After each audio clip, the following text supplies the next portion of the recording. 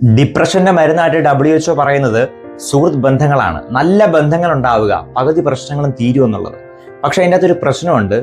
പലരും ഫേസ് ചെയ്യുന്ന ഒരു പ്രോബ്ലമാണ്, അച്ഛാ ഞാൻ എത്രയും ആത്മാർത്ഥമായിട്ട് സ്നേഹിച്ചിട്ടും തിരിച്ച് ഇങ്ങോട്ട് അങ്ങനെയൊന്നും ഇല്ല. നമ്മൾ കൊടുക്കുന്ന ആ ഒരു എഫേർട്ട്, നമ്മൾ കൊടുക്കുന്ന ആത്മാർത്ഥത തിരിച്ച് അത്രയും സ്നേഹം ഇങ്ങോട്ട് കിട്ടിയില്ലെങ്കിൽ നമുക്കൊക്കെ വിഷമാവും അല്ലെ? എത്ര വലിയ ആത്മാർത്ഥതയുള്ള ബന്ധമായാലും, വർഷങ്ങൾ നീണ്ടതാണെങ്കിലും, ഒരുപക്ഷെ വീട്ടിലുള്ളവരാണെങ്കിലും, കുടുംബക്കാർ, കൂടപ്പുറപ്പാണെങ്കിൽ പോലും ചതിക്കപ്പെടാം. ചിലപ്പോൾ നമ്മളെ പറ്റിച്ചിട്ട് പോയെന്നിരിക്കും.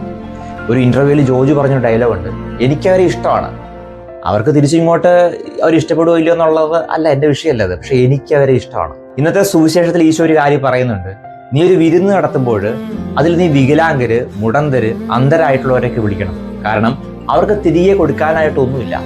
അപ്പോൾ നീ ഭാഗ്യവാനായിരിക്കും എന്നുള്ളത്. തിരിച്ച് എന്ത് കിട്ടും എന്നുള്ളതല്ല, നിനക്ക് കൊടുക്കാൻ പറ്റുന്നുണ്ടോ? തിരികെ കിട്ടില്ല എന്നറിഞ്ഞിട്ടും കൊടുക്കാൻ പറ്റുന്നുണ്ടോ? ചതിക്കുമെന്ന് അറിഞ്ഞിട്ടും അവൻ സ്നേഹിച്ചില്ലേ? നമ്മളൊരു 10 രൂപ ഒരാൾക്ക് സഹായം കൊടുത്താൽ പോലും അവരൊന്ന് ചിരിച്ചു കാണിക്കണം നമ്മൾ ആഗ്രഹിക്കുന്നുണ്ട്. ഈശോ പറയാണ്, നിങ്ങൾക്ക് പ്രതിഫലം ലഭിച്ചു കഴിഞ്ഞു. നമ്മുടെ പ്രതിഫലം ഈ ലോകത്തിലല്ല, സ്വർഗത്തിലായിരിക്കണം. കാര്യം എന്തു ആയിക്കൊള്ളട്ടെ, സഹായങ്ങൾ ചെയ്തോളൂ, സ്നേഹിച്ചോളൂ, എല്ലാവരെയും ചേർത്ത് പിടിച്ചോളൂ. പക്ഷെ ഒറ്റ കാര്യം മാത്രം, തിരികെ ഒന്നും പ്രതീക്ഷിക്കരുത്. തിരിച്ചു കിട്ടുന്ന ഒരിക്കലും പ്രതീക്ഷിക്കരുത്.